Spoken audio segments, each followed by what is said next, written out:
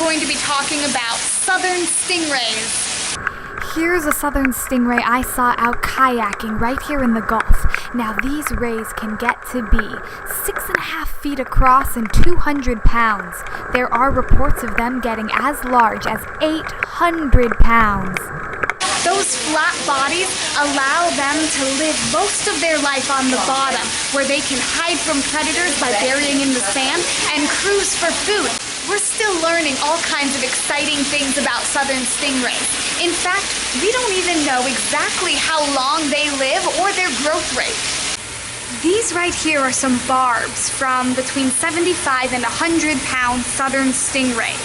If you look at the edges of the stinger, there's actually serrated edges on there. So that stinger, once it pierces the flesh, it's not gonna wanna come back out easily. I want to emphasize that stingrays are generally very gentle toward divers. The only time they use their stinger is when they feel threatened.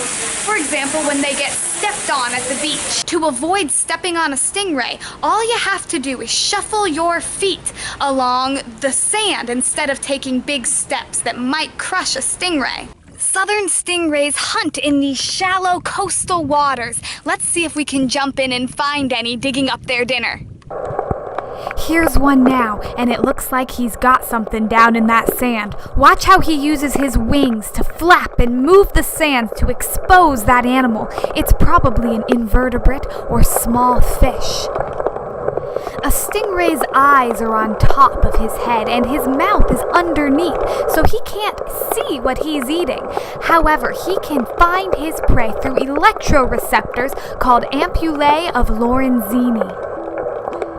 Once our little guy is finished eating, he's gonna move on in search of more food, scanning the bottom with those electroreceptors. Here at the aquarium, we feed the stingrays by sticking the food in between our fingers and putting our hand down near the bottom. We allow guests to do this too.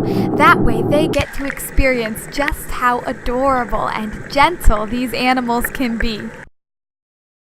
Native people used to use the barb of a southern stingray as a spear or knife, and way back in ancient Greece, they used the venom off of the stinger in order to create anesthesia in dentistry.